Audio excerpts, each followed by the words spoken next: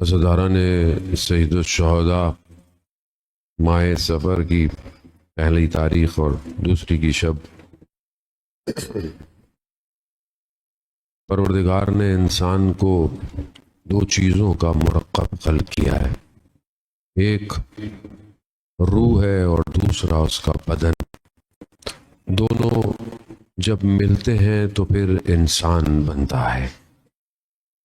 خالی بدن ہو مردار ہے اور نجس بھی ہے، تو اسی خاک کو حیات دیتی ہے اور اسی روح نے خدا کی طرف واپس جانا ہے۔ بدن نہیں رہ جائے گا، جتنا بھی آپ اس کا خیال کریں اس نے خاک میں مل جانا ہے۔ اس کا مطلب یہ نہیں کہ آپ خیال نہ کریں، خیال کریں، لیکن جتنا بدن کا خیال کرتے ہیں اس سے زیادہ روح کا خیال کریں، کیونکہ روح ہی تو ہے جس نے اوپر جانا ہے۔ حساب کتاب بھی روح سے ہے۔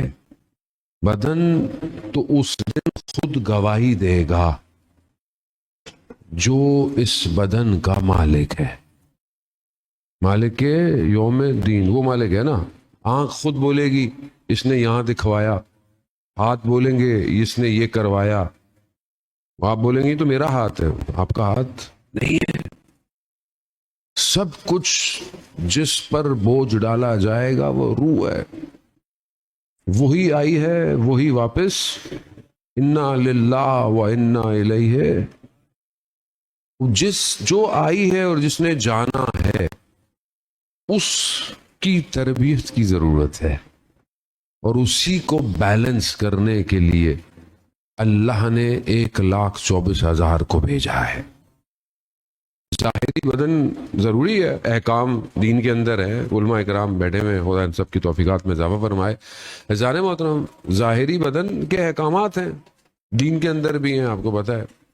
دین 3 حصوں میں تقسیم ہے، ایک عقائد، ایک احکام یعنی جو پریکٹیکل آپ چیزوں کو کرتے ہیں، اور ایک اخلاق یعنی مورل ویلیوز، آپ کا بیہیویئر، آپ کا ایٹیٹیوڈ۔ لیکن انسان تینوں چیزوں کا پیکج صحیح کرے تو پھر انسان مذہب کی طرف بڑھ سکتا ہے۔ ظاہری دنیا صرف اور صرف بدن کو توجہ دیتی ہے۔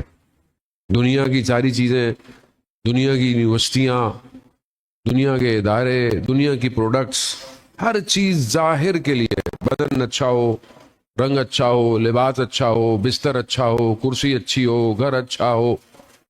کوئی یہ نہیں کہتی قبر کتنی اچھی ہو، کوئی اس کی طرف توجہ نہیں دیتا، کوئی بھی نہیں دیتا۔ کوئی ہے پروڈکٹ ایسی، مجھے آپ بتائیں گے، دنیا کی پروڈکٹ بتا دیں آپ چلیں جو یہ کہتی ہو قبر میں کام آئے گی؟ ہے کوئی؟ ساری پروڈکٹ دنیا کے لیے۔ تو انسان مادے میں گھرا ہوا ہے اور اللہ اس مادے سے اسے باہر نکالنا چاہتا ہے، تبھی تو اس نے بھیجا ہے ان کو۔ سورہ جمعہ آیت نمبر 2، آپ ماشاءاللہ سب نماز گزار ہیں، جمعہ بھی ہوتا ہے یہاں پہ۔ اظہار محترم، پروردگار کیا کہہ رہا ہے؟ ہم نے تمہارے درمیان میں سے نبیوں کو بھیجا۔ کیا کام تھے نبیوں کے؟ 3 کام پروردگار اس آیت میں بتا رہا ہے۔ کیا بتا رہا ہے؟ کہ تمہارا تزکیہ کرے، وَيُزَكِّيهِمْ، تمہیں پاک کرے۔ کس چیز سے پاک کرے؟ تمہارے بدن کو پاک کرے، لباس کو پاک کرے؟ نہیں، تمہیں پاک کرے۔ اس کا مطلب ہے کہ کوئی گڑبڑ ہو سکتی ہے تو پاک کریں، اور وہ جو پاک کریں گے وہ کوئی اور پاک نہیں کر سکتا۔ دنیا کی کوئی مشین، MRI، CT اسکین، کوئی بھی اسکینر یہ نہیں بتا سکتا انسان کے باطن میں کتنی مشکلات ہیں، بکس کتنا ہے، کینہ کتنا ہے، حسد کتنا ہے، کوئی نہیں بتا سکتا۔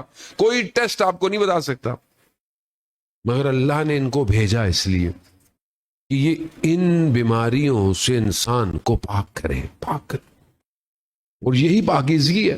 انسان عبادت گزار ہو، انسان سجدے کرتا ہو، کھڑے ہو، عبادتیں کرے، روزے رکھے، غیبت کرتا ہو، جھوٹ بولتا ہو، کسی سے بغض رکھتا ہو، کیا اس کی عبادت اس کو کہیں لے کے جائے گی؟ اللہ نے ان کو بھیجا اس لیے وَيُزَكِّيهِمْ، تمہارا تزکیہ کرے، تمہارے لیے قرآن کی آیات کی تلاوت کرے، اور تمہیں حکمت کی تعلیم دے۔ تمہارے اندر حکمت، یہاں پہ یہ حکیم نہیں ہے ہمارے والے حکیم، حکمت یعنی وزڈم، یعنی عقل کو رشد دے تمہاری، تاکہ تم دیکھ سکو حقائق کو. یہ انبیاء کے کام تھے عزیزان محترم. لیکن انسان اس ظاہری زندگی میں پھنس گیا ہے. اور ہر نبی نے آ کر، ہر نبی جانتا تھا، ہر نبی کے پاس بہت علم تھا، الہی علم تھا، دے سکتے تھے، دیا بھی جہاں جہاں جتنی ضرورت پڑی انبیاء نے دیا. لیکن ان کا اصل ہدف ظاہر نہیں تھا، ان کا اصل ہدف باطن تھا. کیونکہ جہاں انسان نے جانا ہے وہاں باطن سے پرکھایا جائے گا، ظاہر سے نہیں جائے گا. ظاہر بھی ضروری ہے، لیکن ایسا نہیں ہے کہ ظاہر میں تو ایک شخص امام جعفر صادق علیہ السلام کے دور میں، اللہم صلی اللہ، امام کے دور میں کافی لوگوں نے بڑی اس کی تعریف کی کہ مولا بڑا اچھا آدمی ہے، دیکھا رش لگا ہوا ہے. امام نے دیکھا کہ اتنا لوگ تعریف کرتے ہیں، میں دیکھوں تو صحیح یہ کرتا کیا ہے. وہاں سے نکلا، امام نے کہا کہ میں اس کے جاؤں پیچھے کیا کرتا ہے. تندور پہ گیا اور تندور پہ جا کے اس نے کیا کیا، 2 روٹیوں کو جو ہے نا، وہ جب ویسی اس کی نظر ادھر ادھر 2 روٹیاں چوری کر لی. امام نے کہا کہ بیان ایسی حدیث میں روایت میں ایسے ہوا کہ امام نے شاید سوچا ہو سکتا ہے اس کا کوئی حساب کتاب چلتا ہو اس سے. پھر اور آگے بڑھا تو ایک کہیں پھل کی دکان پہ کہیں گیا، وہاں وہ پھل والے نے ادھر ادھر دیکھا، وہاں سے اس نے 2 پھل اٹھا لیے. آگے بڑھا، آگے جا کر وہ 2 روٹیاں کسی غریب کو دے دی، اور آگے بڑھا کسی کو جا کے وہ 2 پھل بھی دے دیے. اب آگے اور کیا، امام نے اس کو روک لیا. امام نے بولا یہ تم نے کیا کیا، میری سمجھ میں نہیں آیا. ہاں کیا، کہیں تم نے روٹیاں جو ہیں وہ بغیر اس کی اجازت کے لے لی، اور آگے پھل بھی تم نے لیے، اور آگے جا کے تم نے دے دیا. تو اس نے پہلے پوچھا کہ آپ کون ہیں. تو امام نے جب اپنا بتایا تو وہ تھوڑا بہت تو جانتا تھا. کہا آپ ایسی شخصیت ہوتے ہوئے آپ قرآن آپ نے نہیں پڑھا. اب امام کو بتا رہا ہے قرآن نہیں پڑھا. کہا پڑھا ہے. کہا خدا کہتا ہے کہ اگر تم ایک برائی کرو تمہیں ایک برائی، اور لیکن اگر تم ایک نیکی کرو تو اس کے بدلے میں 10 نیکیاں. تو میں نے 4 برائیاں کی اور 40 نیکیاں کی. کیلکولیشن دیکھ رہے ہیں آپ، 4 برائیاں کی 40، پھر 4 مائنس کر لیں 40 میں سے کتنا ہو گیا 36. کہا میں پھر بھی فائدے میں ہوں. امام نے بولا واہ تیری ماں تیری عزا میں بیٹھے، تو نے قرآن صحیح طرح نہیں پڑھا. خدا عمل کو تقوی والوں سے ایکسپٹ کرتا ہے. تقوی والوں سے، تقوی ضروری ہے، عمل کیے جاؤ، عمل کیے جاؤ. تقوی نہیں ہو، پرہیزگاری نہیں ہو، مسجد میں بیٹھے میں اللہ اکبر اللہ اکبر، پہلی صف میں نمازیں پڑھ رہے ہیں، پہلی صف میں جگہ نہ ملے تو طبیعت خراب ہو جاتی ہے بعض لوگوں کی. لوگ کیا سوچیں گے، آج میں دیر سے آیا، لوگوں کے لیے نماز پڑھ رہے ہیں. یہ سو ہوتا ہے نا، لوگ کیا سوچیں گے، آج میں دیر سے آیا، لوگوں کے لیے پڑھے، اللہ کے لیے پڑھے. اور یہاں پہلی صف میں نماز پڑھ رہے ہیں، اور گھر جا کر اخلاق کیسا ہے، گفتگو کیسی ہے، معاملات کیسے ہیں، لین دین کیسا ہے. جانے ہوتا ہوں خوب. اسی لیے باطن کی تربیت بہت ضروری ہے. اگر یہ باطن صحیح نہیں ہوگا کوئی بھی چیز ایکسیپٹیبل نہیں ہے. اور ساری مشکل آج سوسائٹی کی یہی ہوئی ہے، ظاہر میں ہم کچھ اور ہیں، باطن میں ہم کچھ اور ہیں. ایک شخص جو بہرحال مراقبہ کرتا تھا، میڈیٹیشن کرتا تھا، مسجد مقدس میں کہتے ہیں کہ امام رضا کے حرم میں بیٹھا ہوا مراقبہ کر رہا تھا.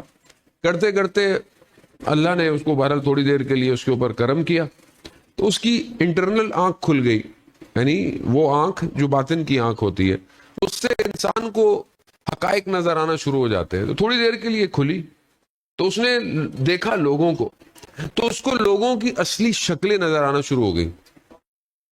کیونکہ ہم سب کی ایک شکل تو یہ جو ہمیں نظر آ رہی ہے، ایک شکل وہ ہے جو ہمارے عمل کی وجہ سے ہے، اور وہ سب کی شکل الگ ہے.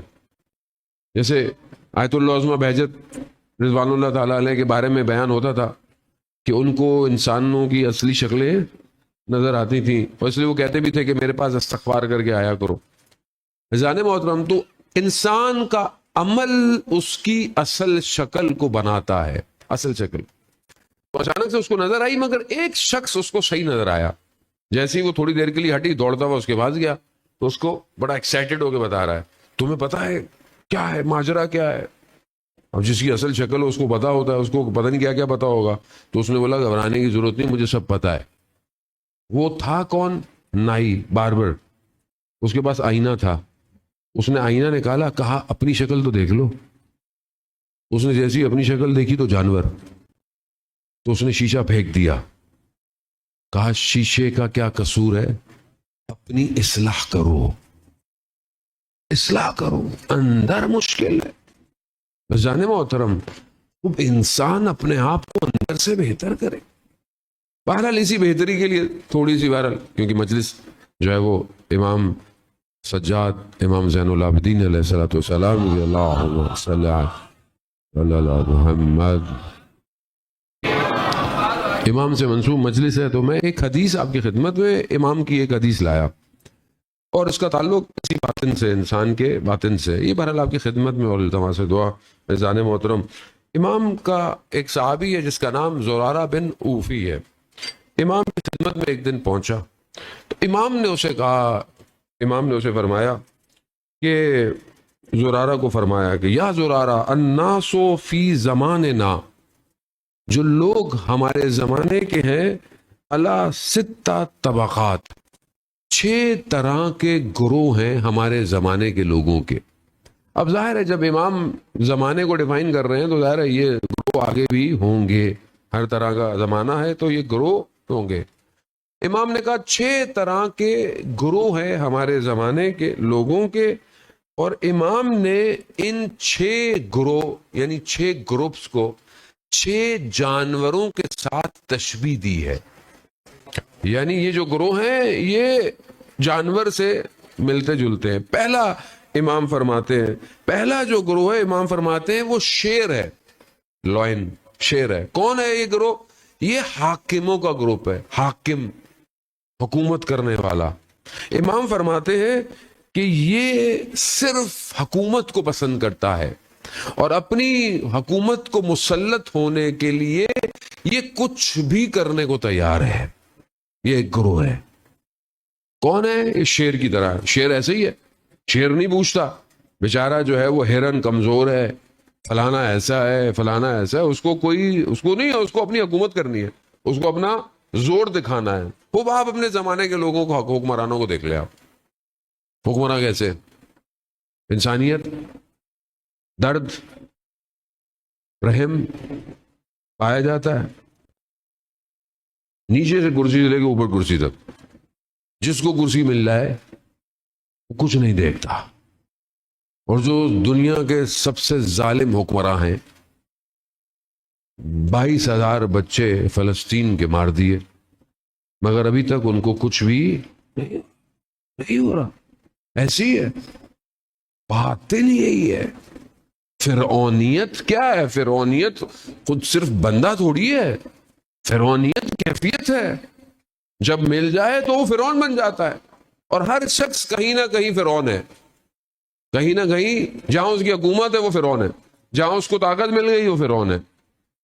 میں بھی کہیں نہ کہیں فرعونیت رکھتا ہوں، یہ کوئی مانے یا نہ مانے. پہلی چیز، پہلا گروہ کیا ہے؟ شیر کی طرح. دوسرا امام فرماتے ہیں کہ دوسرا جو ہے وہ بھیڑیا ہے. یہ کون سا گروہ ہے؟ امام فرماتے ہیں یہ وہ گروہ ہے جو تاجروں کا گروہ ہے، بزنس مین. آج کی لینگویج میں کیا کرتا ہے یہ؟ جب کسی کی چیز خریدتا ہے تو اس کی برائی کرتا ہے، اور جب اپنی بیچتا ہے تو اس کی تعریف کرتا ہے. وہ ہے کہ نہیں؟ کسی کا پلاٹ خریدنا ہو، قیمت ڈاؤن ہے، نہیں بیکے گا، حالات ٹھیک نہیں ہے، مارکیٹ میں ریسیشن ہے، خرید لیا. اپنا بیچنا ہو، 3 کارنر کا پلاٹ ہے، سامنے باغ بھی ہے، روڈ بھی اتنے فٹ کا ہے. ایسی ہے نا طبقہ، یہی ہے. یہ بھیڑیا ہے، بھیڑیا. صفت اس کی بھیڑیے والی ہے. تیسرا امام فرماتے ہیں تیسرا طبقہ لوگوں کا لومڑی، مکار، خطرناک، چلاک ہے نا، بہت خطرناک ہے یہ. میں نے نہیں کالا ہے امام سجاد علیہ السلام جانے میں، تو مجھے مت بولیے گا کہ آپ بول رہے ہیں. میں عربی نہیں پڑھ رہا کیونکہ وقت ہو جائے گا، میں صرف ترجمہ پڑھ رہا ہوں. امام فرماتے ہیں یہ جو طبقہ ہے یہ وہ ہے جو دین کو اپنی دنیا کے لیے وسیلہ بناتا ہے. یعنی ظاہر میں دیندار ہے، لیکن کیوں دیندار ہے؟ اپنی دنیا کو لیے، اس کی دنیا چل جائے. ہاتھ میں تسبیح پکڑ لو، استغفر اللہ استغفر اللہ استغفر اللہ، کام سارے ہوئی ہیں، دوسرا استغفار کرے. حلیہ ایسا ہی ہے. میں بہت زیادہ ڈیٹیل میں نہیں جانا چاہتا، بہرحال آپ اشاروں سمجھ جایا کریں چیزوں کو. وہ خطرناک طبقہ ہے، یہ اپنی دنیا کے لیے دین کا لبادہ اوڑے ہوئے. بہت خطرناک ہے یہ طبقہ. چوتھا عزیزان محترم، چوتھا طبقہ جو ہے گروہ کا، وہ خنزیر ہے، سور. یہ کون سے طبقہ ہے؟ امام فرماتے ہیں یہ وہ طبقہ ہے، یعنی لوگوں کا، مردوں کا، جو عورتوں کی شبیہ رکھتا ہے اور اس کے اندر شہوت پائی جاتی ہے، لسٹ. اور جب اس کو کوئی بھی گناہ کا موقع دیا جائے یہ فوراً اس کو انجام دیتا ہے. خطرناک ہے یہ. آج ماشاءاللہ بہت سارے ہمارے مجلس میں جوان ہی ہوتے ہیں، یہ بہت خطرناک ہے. یہ لسٹ، یہ جو سوشل میڈیا، یہ جو آپ کو اتنا ہائپر کر دیتا ہے، یہ اس کا سسٹم یہی ہے، اس کا الگورتھم یہی ہے کہ یہ انسان کی اس حیوانیت کو باہر لے کر آئے. اور آج آپ کے سامنے آپ خبریں دیکھتے رہتے ہیں کہ کیا ان سی حیوانیت، بچوں کے ساتھ زیادتیاں، بچیوں کے ساتھ آپ کے سامنے. ایک کو قتل ہو گیا، فلانے کا ہو گیا. کیوں ہے؟ کیوں اسلام بہت احتیاط کرتا ہے زیادہ محترم؟ کیوں اسلام جو ہے وہ نامحرم کے معاملے میں اتنا کانشیس ہے؟ کوئی مرد عورت کی دوستی نہیں ہوتی، دھوکہ ہے، فریب ہے. کیوں منع کیا گیا ہے کہ اپنی نگاہوں کو حرام سے بچاؤ؟ کیوں؟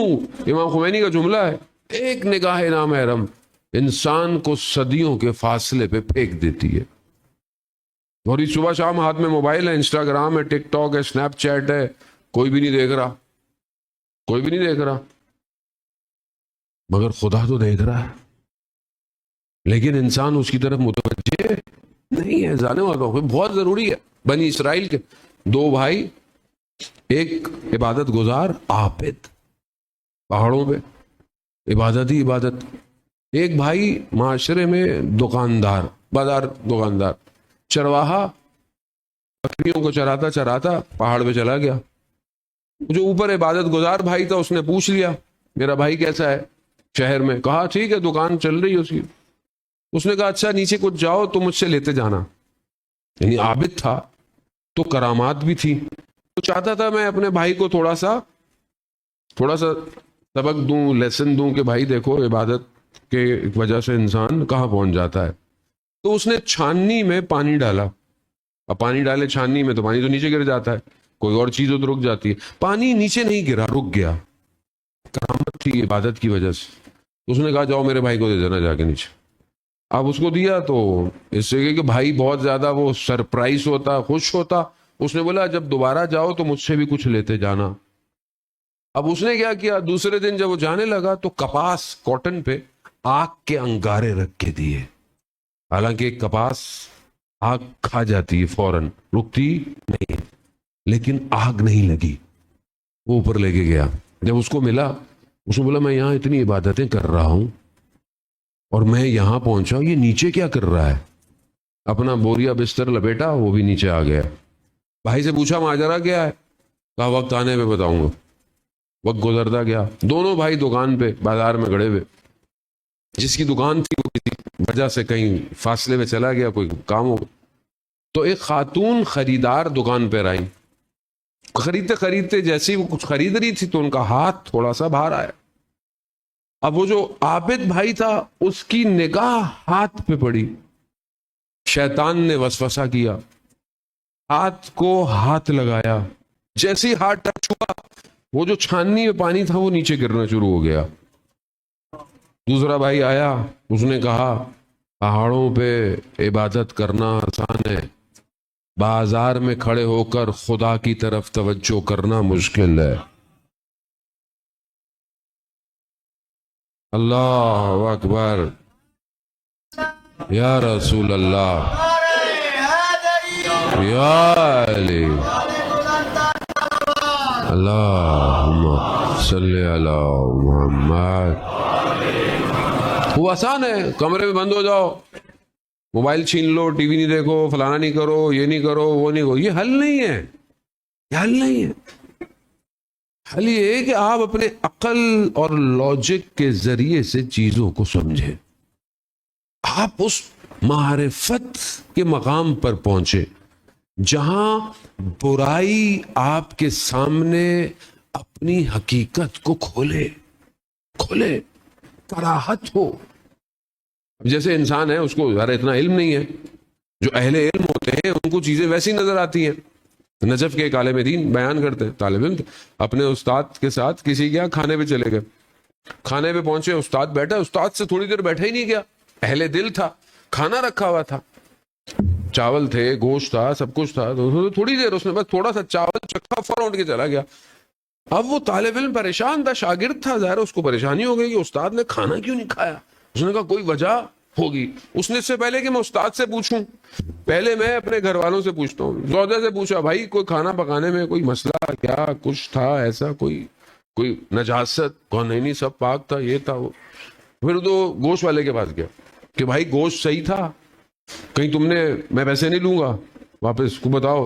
اس نے کہا نہیں گوشت صحیح تھا, بس جب میں نے کاٹ کے رکھا ہوا تھا تو بلی آئی تھی اور اس نے کھانا چاہا, چبا بھی لیا, تو میں نے اس سے چھین لیا. یعنی غضب ہو گیا نا, چھین لینا بھلا کسی سے ہو گیا. تو کہا میں استاد کی خدمت میں گیا, تو میں نے کہا آپ نے کھانا کیوں نہیں کھایا؟ تو اس نے کہا کہ میں جب بیٹھا تو کھانا نہیں تھا, نجاست تھی, میں نجاست کو کیسے کھاتا؟ جو اہل دل ہوتا ہے اسے نظر آتا ہے. اب ہمیں تو بھائی, میں اپنی بات کر رہا ہوں, آپ یقیناً مجھ سے بہتر ہے, ہمیں پتہ ہی نہیں ہے, ہم جو کھا رہے ہیں, پی رہے ہیں, دیکھ رہے ہیں. اب جو چیز کو دنیا لذت دکھا رہی ہے آپ کو, یہ جو موبائل پہ آپ ہر وقت ریلیں دیکھتے رہتے ہیں, یہ لذت ہے نا, نفس کو لذت مل رہی ہے. اب آپ اس لذت کو دیکھ رہے ہیں کہ مجھے لذت ملی, لذت نہیں ہے, جہنم کی آگ ہے. جتنا دیکھتے جا رہے ہیں اتنا اندر جا رہے ہیں, جتنا ایسے ہی, کیونکہ مجھے نظر نہیں آ رہا, کیونکہ میں نے اپنے اوپر کام نہیں کیا ہوا, مجھے کراہت نہیں ہو رہی, مجھے نہیں لگ رہا کہ نجاست ہے, مجھے لگ ہی نہیں رہا نجاست ہے, مجھے تو اچھا لگ رہا ہے. وہ مشکل میری ہے. دوسری طرف جب کوئی ریل انسٹاگرام پہ قرآن کی تلاوت کی آتی ہے, میں فوراً اوپر کر دیتا ہوں. کیوں نہیں رک رہا, کیوں نہیں دل چاہ رہا کہ اتنے بہترین قاری ہیں دنیا کے, کوئی تھوڑی دیر میں سن لوں ان کو؟ کیوں نہیں ہو رہا, اندر کیوں نہیں جا رہا؟ مشکل ہے, مشکل اندر, مشکل میں اندر زنگ لگ گیا ہے. ورنہ کلام الہی ہے, لوگ سنتے تھے تو مسلمان ہو جاتے تھے, اور یہاں مسلمان سن ہی نہیں رہا کیونکہ اس کے پاس وقت ہی نہیں ہے, وقت نہیں ہے. سب مشکل باتیں سے. امام کیا فرما رہے ہیں, ایک طبقہ سور جیسا ہے, خنزیر ہے, لسٹ ہے اس کے اندر, شہوت کا پجاری ہے. اور ایسا معاشرہ آپ کے سامنے ایسا. امام پھر فرماتے ہیں جو چوتھا پانچواں طبقہ ہے وہ انسانوں کی شبیہ کتے جیسی ہے. یہ کون سا طبقہ ہے؟ کہا یہ وہ طبقہ ہے جو اپنے باتوں میں غلط الفاظ استعمال کرتا ہے, جس کی وجہ سے لوگ اس سے دور بھاگتے ہیں اور اپنی عزت بچانے کے لیے ان سے بات نہیں کرتے. کہتے نہیں ان سے بات کرو گے اپنی بے عزتی ہو جانی, چھوڑو رہنے دو. ہے ایسے لوگ ہوتے ہیں بھائی, کیا بات کریں ان سے, ان کی تو ایک لائن میں چار کچھ اور ہے. اب ادب احترام سے انسان ممبر سے یہ کہہ سکتا ہے, تو وہ بات نہیں کرتے ان سے, لوگ اپنی عزت کی وجہ سے بات نہیں. اس سے خطرناک امام نے اس حصے میں بیان کیا. امام فرماتے ہیں کہ یہ جو شخص ہے یہ اپنے گھر میں بھی ایسا ہی ہے، اور گھر والے اس سے ڈرتے ہیں بات کرتے. خدا نہ خواستہ کوئی گھر میں ایسا ہو جس سے بچے گھر والے بات کرنے سے ڈرے، تو امام فرماتے ہیں ایسا شخص قیامت میں کتے کی طرح اٹھایا جائے گا. جو یہ خطرناک ہے زبان. امام علی نہج البلاغہ میں ارشاد فرماتے ہیں اللہم صلی علی محمد وآلہ. امام نہج البلاغہ میں ارشاد فرماتے ہیں کہ انسان اپنی زبان کے پیچھے پوشیدہ ہے، چھپا ہوا ہے. جب تک وہ بات نہیں کرتا نہیں پتا، جیسے ہی وہ بات کرتا ہے تو پتہ چلتا ہے اندر. اور ایک اور قول میں امام فرماتے ہیں کہ جب تک تم بولتے نہیں ہو لفظ تمہاری قید میں ہیں، اور جب تم بول جاتے ہو تو تم لفظوں کی قید میں ہو. زبان بہت ضروری ہے. اور ہم زبان کے معاملے میں باہر پھر بھی محلے میں، گلی میں، مسجد میں بہت اچھے ہیں. التماس دعا، ماشاء اللہ، سبحان اللہ، جتنی عربی آتی ہے ختم ہو جاتی ہے. گھر کے اندر بچہ کچھ کر بیٹھے، زوجہ کچھ کہہ دے، ماں باپ بزرگ کچھ کہہ دے، کیسی میری زبان چلتی ہے. اور یہی مصیبت ہے جانے موت. وہ دیکھیں اسلام تربیت. امام سید الشہداء مدینہ سے نکلے، کیا کہا انہوں نے؟ میں خروج کیوں کر رہا ہوں؟ کیوں انما کا لفظ جو ہے وہ انما کلمہ حصار ہے. علماء کے سامنے جسارت ہے بیان کرنا. جانا مطلب یعنی میرا مقصد اور ہدف کیا ہے قیام کرنے کا، خروج کرنے کا؟ اپنے جد کی امت کی اصلاح. امام کا قول ہے کہ نہیں ہے کہ اپنی جد کی امت کی اصلاح کے لیے؟ تو مجلس میں اصلاح نہ ہو تو پھر کیا ہو؟ کہاں ہوگی اصلاح؟ مجھے بتائیں کوئی اور دنیا میں لمس میں ہوگی اصلاح؟ یو ای ٹی میں ہوگی اصلاح؟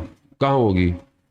وہ تو دنیاوی تعلیم پڑھاتے ہیں نا، اچھا پڑھاتے ہو یقیناً اپنی جگہ پہ، لیکن اصلاح تو کوئی نہیں کر رہا. کوئی کر رہا اصلاح سوائے در حسین کے کہیں نجات نہیں ہے. نہیں ہے. آج آپ کے سامنے دنیا کی یونیورسٹیاں کہیں پر بھی انسانیت کی بقا نہیں سکھا رہی سوائے امام حسین کے. امام حسین اتنا کریم ہے، آپ سے اور مجھ سے پوچھتا بھی نہیں ہے کہ تم نے پورا سال کیا کیا، کتنی نمازیں پڑھی، کتنے روزے رکھے، کتنی زکوٰۃ دی. نہیں پوچھتا امام حسین. کہتا ہے بس آ جاؤ، آ جاؤ، آؤ، اپنی مرضی سے بنانا میرا کام ہے. جو حر کو حر علیہ السلام بنا دے اسے حسین کہتے ہیں. جانا وہ امام حسین کریم ہے. بہرحال انسان کمزور ہے، ضعیف ہے. یہ ساری باتیں بتانے کا مقصد ہے خدا نہ خواستہ آپ گھبرا جائیں نہیں. مطلب آپ اچھی جگہ پر ہیں، آپ جہاں پر آئے ہیں آپ کے دل پاک ہیں. جن کے دل پاک ہوتے ہیں وہی حسین کی مجلس میں آتے ہیں. تہران کے ایک عالم دین تھے، ان کی خدمت میں ایک جوان آیا، کہا مولانا میرا بھائی جو ہے وہ بہت برا شخص، بہت برے کام کرتا ہے، چوریاں، ڈاکے، سب غلط کام کرتا ہے، جو برائی ہے. ہم نے سوچا بڑی اصلاح کی، نہیں ہوئی. ہم نے کہا شادی ہو جائے، ازدواج کر دیتے ہیں، ٹھیک ہی نہیں ہو رہا. تو اس نے بولا میں کیا کر سکتا ہوں؟ کہا آپ عالم ہیں، ہم اسے آپ کے پاس لے آتے ہیں، آپ اس کو نصیحت کریں. کہا جس کی ایسی حالت ہو اس کو میری نصیحت کام آنے والی نہیں ہے. کہا تو کیا کریں، ہمارا بھائی ہے، ہم چھوڑ نہیں سکتے. تو انہوں نے کہا اچھا ایک کام کرو، اسے کربلا لے جاؤ، اور اگر یہ وہاں اس کے آنکھوں میں آنسو آ جائے نا تو اس کو پھر میرے پاس لے آنا. خیر انہوں نے عمل کیا، چلے گئے. کافی عرصے کے بعد وہ کہتے ہیں کہ وہ جوان دوبارہ عالم دین کی خدمت میں آیا. پوچھا ہاں بھائی تمہارے بھائی کا کیا ہوا؟ کہا ہم لے کے گئے تھے کربلا. کہا پھر؟ کہا جب کربلا میں داخل ہوئے کچھ نہیں ہوا. کہا بین الحرمین تک آئے کچھ بھی نہیں ہوا. لیکن جیسے ہی امام حسین کے روزے میں داخل ہوا اس کے آنکھوں میں آنسو آ گئے، اور جتنا وہ زری کے قریب ہوتا گیا بچے کی طرح زارو قطار رونے لگا۔ تو انہوں نے کہا بس ٹھیک ہے، یعنی گریہ کیا، اس کے وجود میں نور آ گیا، اب لے آؤ، اب یہ میری بات سنے گا۔ کہا مولانا اب ضرورت نہیں ہے۔ کہا کیوں؟ کہا جب وہاں رو رہا تھا نا تو ہم نے وہیں زری کے پاس اسے امام حسین کی قسم دے دی۔ میں نے کہا کہ اب تمہیں امام حسین کی قسم، تم نے اب زندگی میں کوئی غلط کام نہیں کرنا۔ عزیزان محترم، وہ جوان کہتا ہے کہ وہ دن ہے اور آج کا دن ہمارے بھائی نے کوئی غلط کام نہیں، ہمیں پتہ چل جائے فلانے نے غلط کام کیا ہے، ہم اس کی شکل نہیں دیکھتے، ہمیں پتہ چل جائے فلانے سے کوئی غلطی ہو گئی ہے، ہم اس کو چھوڑتے نہیں ہے۔ اور امام حسین قریب ہے، قریب، اس لیے کہتے ہیں نا کہ یہ دروازے سب کے لیے کھلے رکھو، جج نہیں کرو۔ ارے مولانا صاحب یہ تو صرف 10 دن آتے ہیں، آنے دو، تمہارے لیے تھوڑی آ رہے ہیں، حسین کے لیے آ رہے ہیں۔ یہ تو صرف آخر میں آتے ہیں، نیاز کھانے آتے ہیں، تو کھانے دو، نیاز بھی تو امام حسین کی ہے۔ یہ لڑکے باہر کھڑے رہتے ہیں مولانا یہ صرف ماتم میں آتے ہیں، تو آنے دو، ماتم بھی تو حسین کا ہے۔ تو یہ ہم کیوں جج کرتے ہیں؟ ہم کون ہوتے ہیں کسی کو جج کرنے والے؟ میں اپنے آپ کو دیکھوں تو میری تو اپنی حیثیت نہیں کہ مجھے امام حسین بلائے یہاں، یہ تو وہ کرم کرتا ہے تو میں یہاں آ جاتا ہوں، ورنہ کسی کی مجال ہے حسین کی وادی میں آ سکے؟ مجھے سمجھنے کی ضرورت ہے، وہ کریم ابن کریم ہے۔ اذان محترم، بہرحال بس گفتگو کو اپنی سمیٹوں، آخری طبقہ امام فرماتے ہیں، پہلا طبقہ شیر، دوسرا بھیڑیا، تیسرا لومڑی، چوتھا خنزیر، پانچواں کتا، چھٹا طبقہ جو ہے امام فرماتے ہیں وہ جو شبیہ رکھتا ہے وہ بھیڑ کی طرح ہے۔ اور یہ کون سا طبقہ ہے؟ یہ با ایمان لوگوں کا طبقہ ہے، جو ایمان والے لوگ ہیں نا وہ ایسے ہی ہیں، اور شر پسند ایمان والے کے ساتھ ویسے ہی کرتے ہیں جیسے بھیڑ کے ساتھ ہوتا ہے، کھال بھی لے لیتی ہے، گوشت بھی کھا لیتے ہیں اور ہڈیاں بھی توڑ دیتے ہیں۔ یہ با ایمان طبقہ ہے اذان محترم۔ اب ہم باطن سے ایسے ہی ہیں۔ اب اپنے آپ کو آپ کیٹیگرائز کر لیں، آئینے کے سامنے کھڑے ہوں، اپنے آپ کو دیکھیں کہ ہم کون سے طبقے میں ہیں، یا کہیں ملٹی سٹوری بلڈنگ تو نہیں ہے ہماری، بہت سارے طبقے ہمارے اندر پائے جاتے ہیں۔ بہرحال رحمان کی بارگاہ ہے، آئے، حسین کی مجلس ہے، ایک آنسو کا قطرہ جہنم کی آتش کو ٹھنڈا کر دیتا،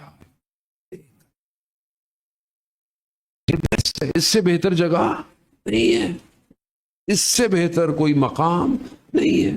آج دنیا کن گمراہیوں میں پڑی ہوئی ہے آپ کے سامنے کہنے کی ضرورت نہیں ہے، مگر ان الحسین مصباح الہدی و سفینۃ النجات، کہ بے شک حسین ہدایت کا چراغ ہے اور نجات کی کشتی ہے۔ اذان محترم، بہرحال اس کو سمجھ لیں، اور اس کے لیے ضروری ہے، بہرحال وقت جو ہے وہ اتنا زیادہ نہیں ہے، امامت کو سمجھنا ضروری ہے۔ یہ کیوں میں نے بہرحال آپ کی خدمت میں بیان کی حدیث اذان محترم؟ کیونکہ امام انتظار کر رہا ہے، کی وارث غیبت میں ہے، اسے انسان چاہیے، اسے باطن صاف چاہیے، اسے وہ نہیں چاہیے کہ جو ظاہری دنیا دیکھے اور بھاگ جائے۔ علی ابن مہزیار کا واقعہ آپ کی خدمت میں، اور بہرحال التماس دعا اذان محترم، باطن ضروری ہے نا، مسائل ضروری ہیں۔ اپنے آپ کو، ہم چاہتے ہیں جب امام آئیں گے دنیا بہترین ہو جائے گی، لوگ کسی کا کوئی حق نہیں کھائے گا، تو یہ ابھی سے ہم کوشش کریں گے تو امام آئیں گے۔ آپ امام کو کہاں انوائٹ کریں گے مجھے آپ بتائیں؟ دیکھیں ایک قوم نے تو اپنی گردنیں کٹوا دی، رہبر کو بھی شہید ہو گئے، بدن کے ٹکڑے کرا دیے، وہ انہوں نے تو بتا دیا کہ ہم امام کے لیے، اور یہ جنگ پیٹرول کی جنگ نہیں ہے، یہ جنگ حق اور باطل کا معرکہ ہے. اب جسے سمجھ میں آیا بسم اللہ، جس کو سمجھ میں نہ آیا وہ برل انتظاری کرتا رہے. امام تک پہنچنے کے لیے اپنے آپ کو تیار کرنا ہے، اور وہ اپنے آپ کو تیار کر چکے ہیں اچھی خاصی تعداد میں، امتحان دے چکے. ہمیں اپنے آپ کو تیار کرنا ہے جانے محترم. ظاہر ہے ہم جنگ کی پوزیشن میں نہیں ہے، کم از کم ہم معاشرہ سازی تو کر سکتے ہیں، اپنی معاشرے کو تو بہتر کر سکتے ہیں. علی ابن مہزیار امام کا چاہنے والا ہے، 20 سال حج کرتا رہا. 20 سال 1 سال 2 سال 5 سال نہیں، 20 سال. حج تو ایک دفعہ واجب تھا. 20 سال کیوں؟ کیونکہ اسے پتا تھا کہ حج امام کے بغیر ہوتا نہیں ہے، تو کسی حج میں امام کی زیارت کر لوں. 20 سال جب نہیں ملا تو مایوس ہو گیا، بیٹھ گیا. پیغام پہنچایا اس سال آؤ، امام سے ملاقات ہو جائے گی. طواف کر رہا تھا خانہ کعبہ کا، امام کا قاصد آیا، کہا امام نے بلایا ہے. اب ظاہر ہے جو امام کا میسنجر ہوگا وہ عام آدمی تو نہیں ہوگا. جب اسے لے کے جانے لگا تو اس نے علی ابن مہزیار سے ایک سوال پوچھا، اور یہ سوال ہم سب کو ایک اپنے آپ سے پوچھنا چاہیے. میری تو ضرورت نہیں ہے کہ میں آپ سے پوچھوں، اپنے آپ سے آپ خود پوچھیں، میں اپنے آپ سے پوچھوں. جو اس نے علی ابن مہزیار سے کیا، سوال کیا تھا؟ علی تمہارے لیے امام کیا ہے؟ میرے لیے امام کیا ہے؟ 20 سال سے جو امام کے لیے آ رہا تھا جا رہا تھا، اس کا جواب کیا ہوگا؟ اس نے کیا کہا؟ امام میرے لیے پورے عالم میں سب سے زیادہ محبوب ہے. سب سے زیادہ. بات صحیح تھی، سب سے زیادہ محبوب تھا. یعنی امام روحی، مالی، نفسی، لقل فدا، میرا سب کچھ آپ پہ قربان، میری جان، میرا مال، میری اولاد، سب آپ پر قربان. یہی ہے نا؟ زیارت میں پڑھتے ہیں آپ کئی زیارتوں میں، سب کچھ آپ پر قربان. وہ جو امام کا قاصد تھا، اس نے علی ابن مہزیار کے دل کو سکین کر لیا تھا. تو اس نے بولا اچھا اگر امام تمہیں محبوب ہے تو تمہارے دل میں تمہارے گھوڑوں کا خیال کیوں آ رہا ہے؟ اب اس زمانے میں ظاہر ہے ای وی گاڑیاں تو تھی نہیں جو آپ پارک کرتے ان کو کہیں چارج پہ لگاتے، کہ آپ کو ٹینشن ہوتی گاڑی چارج ہوئی کہ نہیں ہوئی. گھوڑے تھے، لوگ گھوڑوں پہ آتے تھے، اونٹوں پہ، تو کہیں گھوڑے باندھے ہوں گے.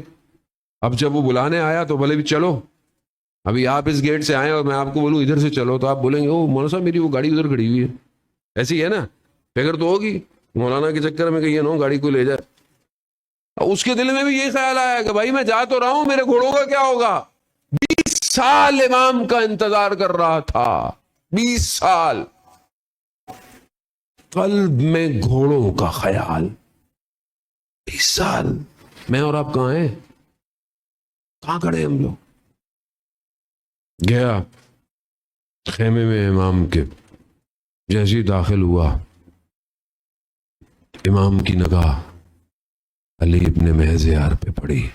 اللہ اکبر. عزیزان محترم، کاش یہ دن ہمیں بھی ملے.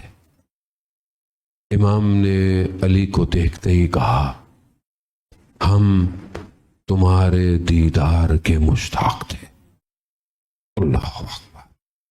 کتنا خوش قسمت ہے کہ امام فرما رہے ہیں ہم تمہارے دیدار کے مشتاق تھے. آگے سے علی پھٹ پڑا، اندر سے بیچارہ وہ ظاہر ہے، کہا مولا آپ مشتاق تھے، میں تو 20 سال سے آ رہا تھا. تو ہاں امام فرماتے ہیں ہمارے اور تمہارے درمیان تمہارا عمل رکاوٹ تھا. عمل رکاوٹ. بس زیادہ رہوں حدیث تو لانی بہرحال وقت نہیں ہے میں اس کو بیان کروں. عمل رکاوٹ. بہتر اپنے آپ کو بہتر کر، اپنے اور امام کے فاصلے کو کم کرے. عزیزان محترم، جو امام کو پہچانتا ہے وہ امام کے لیے مر کٹ جانے کو تیار ہے. وہ نہیں پوچھتا کہ کیا ہوا. شب عاشور اتنی مشکلات، مگر جس کے دل میں مصیبت عشق اور محبت آنا شروع ہو جائے، وہ شب عاشور تڑپتا ہے اور ٹہل رہا ہے. اور بھائی آیا، پوچھا کہ کیا ہوا، تم تو شجاع ترین انسان تھے. کوئی پوچھتا تو تم شجاع ترین انسان تھے. اس نے ہاں بھائی کا ہاتھ پکڑا اور امام حسین کے خیموں کے پیچھے لے گیا. خیموں سے بچوں کی رونے کی آوازیں، آتش آتش، پیاس پیاس. آ کر کہتا ہے قرار یہ نہیں تھا کہ جنگ ہو. مگر بہرحال روز عاشور ہور آ گیا. یقیناً جناب حر کا مقام بہت بلند ہے، بہت. مگر حر کو بھی نہیں پتا. یہی تو وجہ تھی کہ جب حر جانے لگا میدان میں نا، تو اس نے امام سے کہا مجھے اجازت ہے میں اہل حرم سے معافی مانگ لوں. خیموں کے باہر آیا، کہا اے علی کی بیٹیوں، روز محشر اپنی والدہ سے میری شکایت نہ کیجیے. اور تاریخ بھی گواہ ہے، کہیں پر بھی علی کی بیٹیوں نے یہ نہیں کہا کہ ہم اس مصیبت میں حر کی وجہ سے پھنسے. کہیں نہیں کہا. عزیزان محترم، دو سفر کی رات ہو گئی ہے. یہ لٹا ہوا کارواں شام میں داخل ہو چکا ہے. امام بیمار امام، قیدی امام سے پوچھا واقعہ کربلا گزرنے کے بعد، آپ جانتے ہیں نا امام بہت گریہ کیا. امام سے پوچھا کربلا میں کون سی مصیبت سب سے سخت تھی؟ بھائی علی اکبر کی شہادت، کہا وہ بھی بڑی سخت تھی لیکن اس سے بھی سخت کچھ تھا. کہا چچا عباس کی شہادت، کہا نہیں اس سے بھی زیادہ. کہا علی اصغر کی شہادت، کہا نہیں وہ بھی بڑی سخت تھی. تو پھر کیا سخت تھا؟ امام نے 3 دفعہ کہا ہائے شام، ہائے شام، ہائے شام. مولا شام میں کیا ہوا؟ امام فرماتے ہیں شام میں جب ہم داخل ہوئے تو ہم پر بہت ساری مصیبتیں آئیں. ہمیں چاروں طرف سے نیزوں میں گھیر لیا گیا،